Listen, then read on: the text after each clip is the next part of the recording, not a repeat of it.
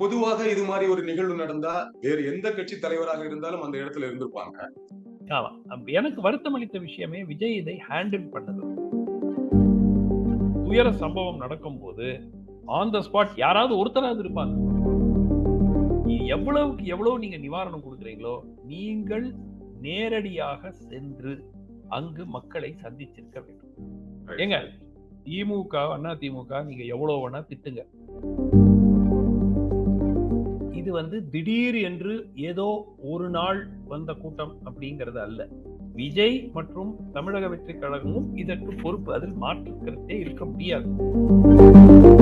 அரசியல் ரீதியாக இது நிச்சயமாக பேசப்படும். திங்க் பாலிடிக்ஸ் நேயர்களுக்கு வணக்கம். கேள்விகள் 1000 நிகழ்ச்சியில் உங்களை சந்திப்பதை மகிழ்ச்சி. நம் நிகழ்ச்சியின் இன்றைய சிறப்பு விருந்தினர் பத்திரிகையாளர் சுமன் சி. ராமன் அவர்கள். வணக்கம் சார். எந்த அளவுக்கு சரியானது நினைக்கிறீங்க, இல்ல முழுக்க முழுக்க தவறானதா? எப்படி அவரோட ஹேண்ட்லிங் விதம் உங்களுக்கு எந்த அளவுக்கு இருக்கு? முதல்ல இந்த துயர சம்பவம் தவிர்த்திருக்கப்பட வேண்டும். ஏன்னா இது திடீர் என்று ஏதோ ஒரு நாள் வந்த கூட்டம் அப்படிங்கிறது அல்ல.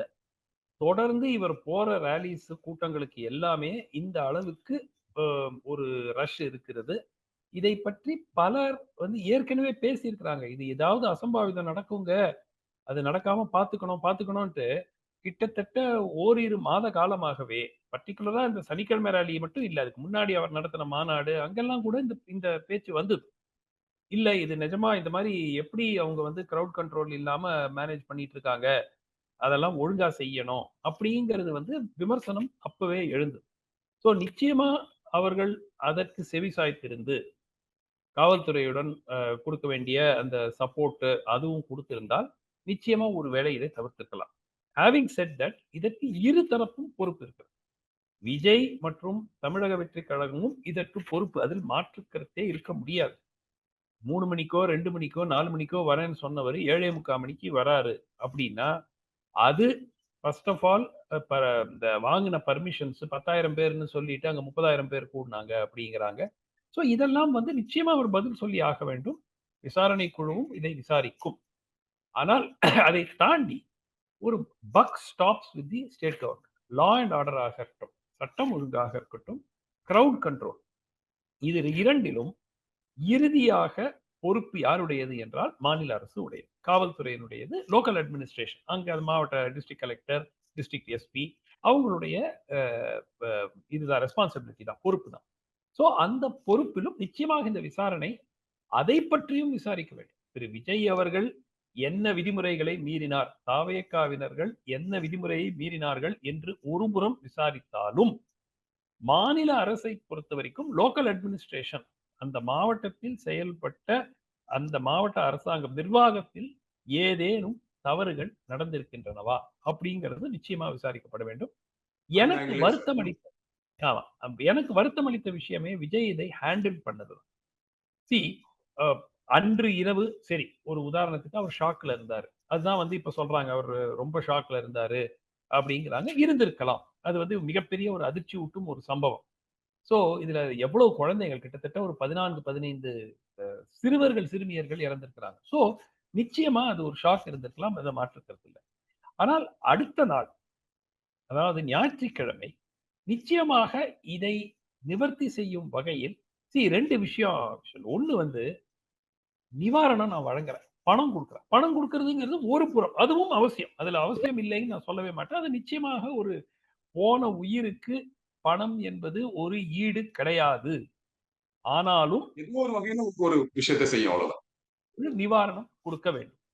ஆனால் எவ்வளவுக்கு எவ்வளவு நீங்க நிவாரணம் கொடுக்குறீங்களோ, நீங்கள் நேரடியாக சென்று அங்கு மக்களை சந்திச்சிருக்க வேண்டும். மாற்று கருத்து இல்லை. ஒருவேளை காவல்துறை சொன்னாங்க, அன்னைக்கு நைட் ஹாஸ்பிட்டல் போகாதீங்க, லா அண்ட் ஆர்டர் ப்ராப்ளம் வரும், சொல்லியிருக்கலாம். எனக்கு தெரியாது அது சொன்னாங்களா சொல்லலையாங்கிறது அதுக்கப்புறம் விசாரணையில அதுவும் வரும். அப்படி சொல்லியிருந்தா கூட நேற்று நிச்சயமாக அவர் முயற்சித்திருக்க வேண்டும். முயற்சி அங்க போயிட்டு கரூர்ல உட்கார்ந்து குடும்பங்களுடன் சந்தித்து, அதே மாதிரி மற்ற தலைவர் 2ஆம் லெவல்ல இருக்கக்கூடிய தாவேகா. சோ எனக்கு என்ன ஒரு ஒரு வித்தியாசமான காட்சினா, ஆளுங்கட்சி திமுகவிலிருந்து 6 அமைச்சர்கள், முதலமைச்சர், துணை முதலமைச்சர், எதிர்க்கட்சியிலிருந்து பிரதான எதிர்க்கட்சி அதிமுகவிலிருந்து முன்னாள் முதலமைச்சர், எதிர்க்கட்சி தலைவர், மூத்த முன்னாள் அமைச்சர்கள் எல்லாரும் இருக்காங்க. இந்த ரேலியை நடத்தினவங்க யாருமே அங்க இல்லை. அந்த கட்சியினர் இல்ல. சோ இது வந்து நிச்சயமாக வந்து அவரை அரசியல் ரீதியாக இது நிச்சயமாக பேசப்படும். நம்ம எவ்வளவுதான் வந்து நம்ம குற்றங்கள் வந்து இரு தரப்பிலிருந்தும் தவறுகள் இரு தரப்பிலிருந்தும் இருந்திருக்கலாம் என்று நாம் வாதிட்டாலும் இவர் அதற்கு ரியாக்ட் பண்ணது நிச்சயமாக மக்களிடையே ஒரு ஒரு ஒரு நெகட்டிவ் சென்டிமெண்ட் கொடுக்கும். டெஃபினட்டா இது நாமளுமே அவர் ஷாக்ல இருந்தாரு, அதனால அங்க போக முடியல, இதுக்கெல்லாம் ஒரு பிராக்டிஸ் இல்ல அப்படின்னு சொல்றதை நம்ம ஏத்துக்கவும் முடியாது 100%. ஆனாலும் சரி, ஓகே, ஓரளவுக்கு அதை புரிஞ்சுக்கிறோம். பொதுவாக இது மாதிரி ஒரு நிகழ்வு நடந்தா வேறு எந்த கட்சி தலைவராக இருந்தாலும் அந்த இடத்துல இருந்திருப்பாங்க. சரி, விஜய் போனா இன்னும் ஒரு சட்டம் ஒழுங்கு பிரச்சனை இன்னும் பெருசாயிடும், சிக்கல் அதிகமாயிடுங்கிற ஒண்ணு இருக்கும் பொழுது 2ஆம் கட்ட தலைவர்கள் கூட அங்கிருந்து அங்க போக முடியாத அளவுக்கு அல்லது போக நினைக்காத அளவுக்கு ஒரு எண்ணம் இருக்குல்ல, அந்த மென்டாலிட்டி. எனக்கு அந்த மென்டாலிட்டியை ரிசீவ் பண்றது ரொம்ப கஷ்டமா இருக்கு. அது எப்படி அப்படி தோணுச்சு? அது மென்டாலிட்டியா, எக்ஸ்பீரியன்ஸ் இல்லையா, என்னங்கிறதெல்லாம் நமக்கு தெரியாது. ஆனால் நெட் ரிசல்ட் வந்து மக்கள் பார்க்கறாங்க. இவர்கள் கிரவுண்ட்ல இருந்தாங்களா, குடும்பங்களுடன் இவர்கள் நின்றார்களா, அதுதான் வந்து பார்க்கறாங்க மக்கள். இது வந்து அவங்களுக்கு ஏன் இல்ல, அவர்களுக்கு வந்து முன் அனுபவம் இல்ல, இந்த மாதிரி ஒரு நிகழ்வு நடந்தா உடனடியா போகணும். பட் அது வந்து ஓரளவுக்கு மனிதாபிமானம், காமன் சென்ஸ். இது வந்து ஒரு பெரிய பொலிட்டிக்கல் எக்ஸ்பீரியன்ஸ் இருக்கணும் உங்களுக்கு.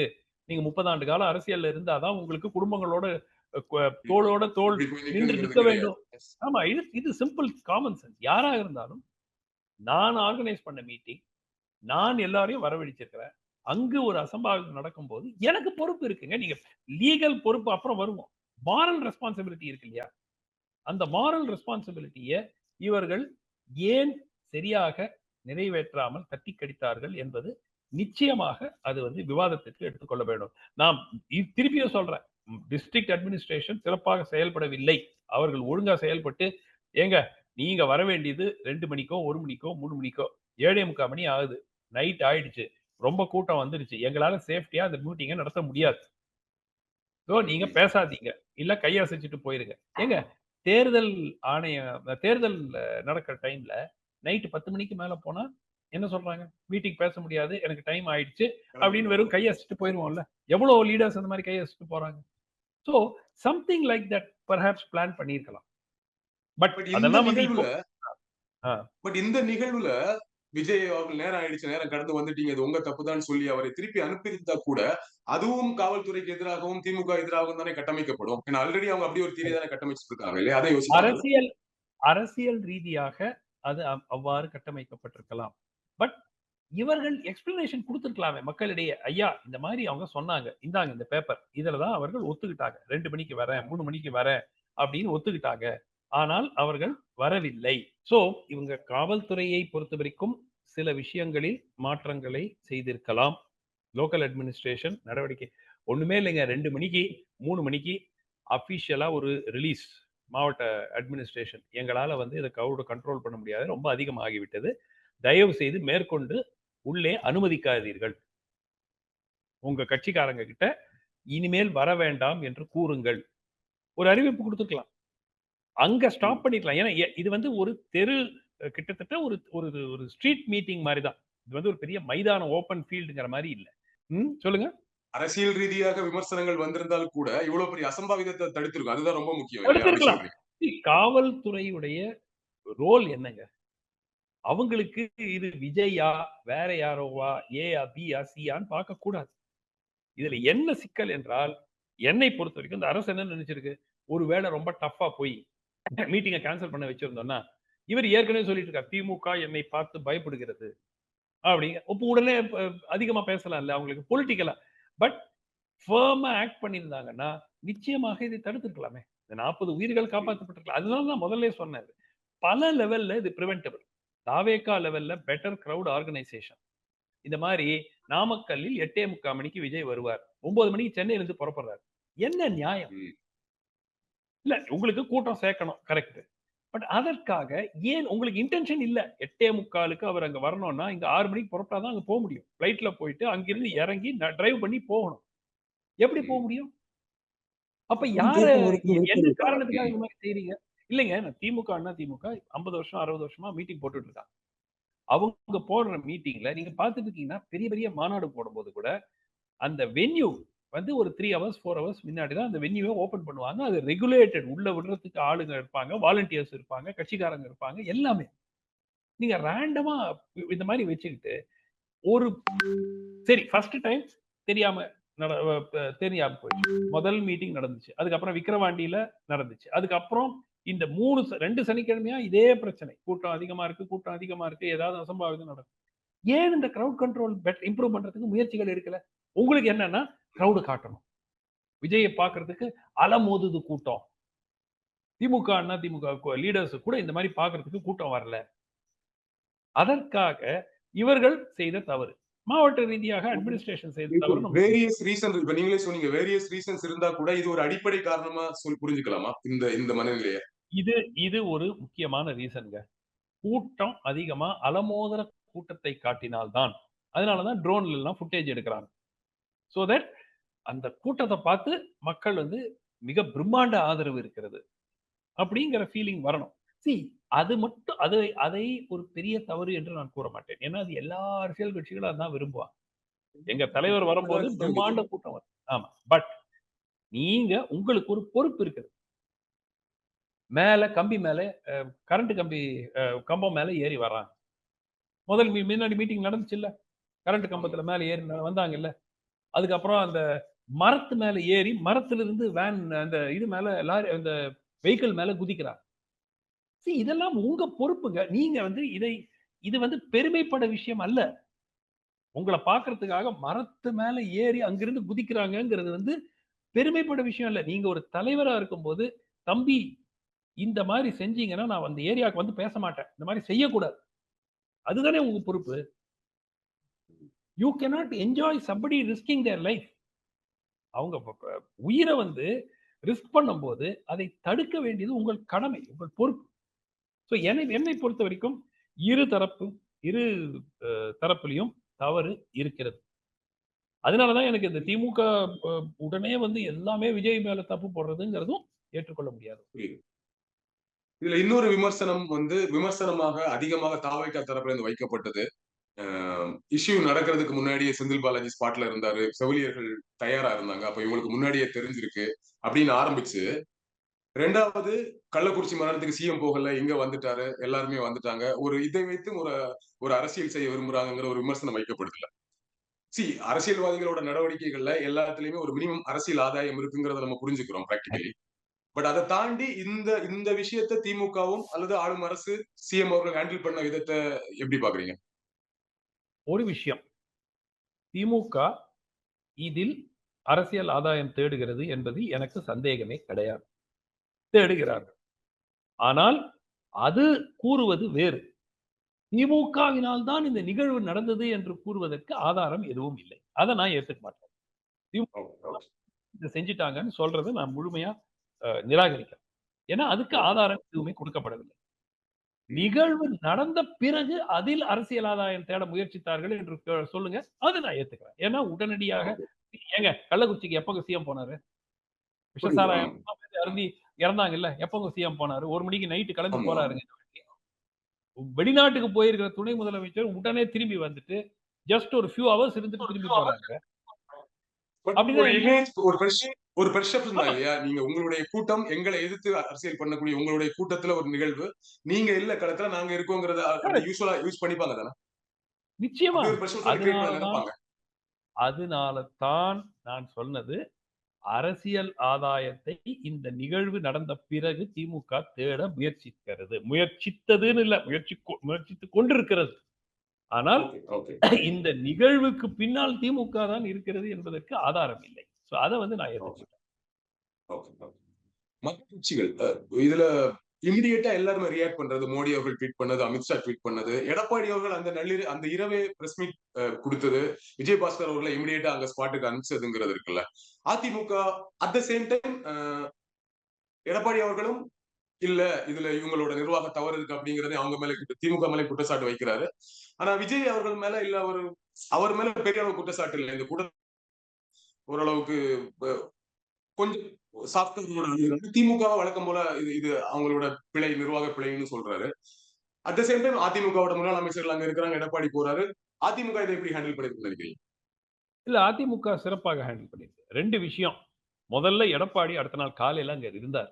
அதுவே வந்து பெரிய விஷயம். ஏன்னா முன்பு நடந்த சம்பவங்கள் எல்லாம் பார்த்தீங்கன்னா, 3 நாள் கழிச்சு ஒரு அறிக்கை வரும். அதனால தான் அதிமுக ஒரு எஃபெக்டிவான ஒரு எதிர்க்கட்சியா செயல்படவில்லைன்னு பலர் நான் உட்பட பலர் பலமுறை சொல்லியிருக்கிறோம். அதனால அதை பார்க்கும்போது வித்தின் 12 ஹவர்ஸ் எடப்பாடி அவர்கள் கிரவுண்ட்ல இருந்தார். அது டெஃபினட்டா அது ஒரு ஒரு பிளஸ் பாயிண்ட். 2வது அங்க செய்தியாளர்கள் கேட்ட கேள்வியை சிறப்பாக ஹேண்டில் பண்ணார். இதுல அரசியல் பண்ணாதீங்க. ஈஸியா சொல்லிட்டு போயிருக்கலாம். தாவேகாவை விமர்சித்து, இல்ல கடுமையாக விமர்சித்து, அவர்கள் தப்புதாங்க, அவங்க இது பண்ணியிருக்கணும், அது பண்ணியிருக்கணும்னு கொஞ்சம் பொலிட்டிக்கல் பாயிண்ட் ஸ்கோர் பண்ணியிருக்கலாம். ஆனால் பண்ணல. அதுக்கு ஒரு காரணம் இருக்கிறது. ஏன்னா, அவர் வந்து ஒரு தொலைநோக்கு பார்வையுடன் பார்த்துக் கொண்டிருக்கிறார். So, okay. இது இந்த இந்த சம்பவம் திரு விஜயை பலவீனப்படுத்தும். அது எல்லோருக்கும் ஏற்றுக்கொள்ளக்கூடிய ஒரு கருத்து. உறுதியாக பலவீனப்படுத்தும். எவ்வளவு பலவீனப்படுத்தும்ங்கிறது நம்ம விவாதிக்கலாம். எவ்வளவு நாளைக்கு மக்கள் இதை நினைவில் கொண்டு வைத்திருக்கிறார்கள், தேர்தல் வர காலகட்டத்தில் அதெல்லாம் பேசலாம். பலவீனப்படுத்தும் என்பதில் மாற்று கருத்து இல்லை. பலவீனப்பட்ட ஒரு நபர் அ கட்சியினரும் எல்லாருமே அங்க ஸ்பாட்டுக்கு போயிருக்கிறாங்க. திருமாவளவன், சீமான் அவர்கள் எல்லா ஆமா. கட்சியினரும் போறாங்க. எல்லாரும் பேசுறாங்க. எல்லார்கிட்டயுமே நம்ம கிட்ட ஒரு விமர்சனம் ரொம்ப ரொம்ப ஸ்ட்ராங்கா வைக்கக்கூடிய விஜய்க்கு எதிரான விமர்சனம் என்பது இவர் அங்க ஸ்பாட்ல போகல, இவருடைய கட்சியினர் போகல, அந்த இடத்துல இவர் நின்றுக்கணும், இவர் முக்கிய பொறுப்புங்கிறத பத்திரிகையாளர்களும் பொதுமக்களும் ரொம்ப ஸ்ட்ராங்கா வைக்கும் பொழுது மற்ற எல்லா கட்சி தலைவர்களுமே விஜய் கொஞ்சம் சாஃப்ட் கார்னரோட அணுகுறாங்க. இல்ல அவர் ஷாக்ல இருந்திருப்பாரு, அவருக்கு இது புதுசு எப்படி ஹேண்டில் பண்ண தெரிஞ்சிருக்காருங்கிறத விஜயோட அதை நம்ம எப்படி புரிஞ்சுக்கிறது? பொதுவா இது மாதிரி வாய்ப்பு வரும்போது புதிய கட்சி ஒரு ஒரு பெருசா விமர்சனம் பண்ண தான் விரும்புவாங்க. பட் இதை எல்லாருமே ஒரு சாஃப்டா சாஃப்ட் கார்னரோட அணுகுறாங்க. எப்படி புரிஞ்சுக்கிறது? இல்ல. அதாவது எல்லோருமே வந்து ஒரு உள்ள அவங்க பேசிக் கொண்டிருக்கிறதுல இப்படிதான் கணக்கு போடுவாங்க. இவர் பலவீனப்பட்டு விட்டார். பலவீனப்பட்டால் இனிமே வந்து தனித்து போட்டியிடுவேன். என் தலைமையில் தான் கூட்டணி அமையும். இதெல்லாம் வந்து பேசும் அளவிற்கு இது தொடருமா? தொடராதா? அப்படிங்கிறதெல்லாம் வந்து அதே போக்குல போக முடியுமா? அப்படிங்கிறது ஒரு சந்தேகம். So after the incident Vijay and TVK may be more open to alliance. அந்த ஆங்கிள் தான் இவர்கள் எல்லா கட்சி எதிர்க்கட்சி நபர்கள் பேசக்கூடிய அந்த அந்த மென்மையான போக்குன்னு சொன்னீங்க இல்லையா? தாவேக்காவுக்கு. இந்த கணக்கு தான் அவங்க கணக்கு. இப்ப என்ன ஃபீல் பண்றாங்க? ஓகே. அவருக்கு ஒரு ஒரு இன்ஜுரி வந்துருச்சு.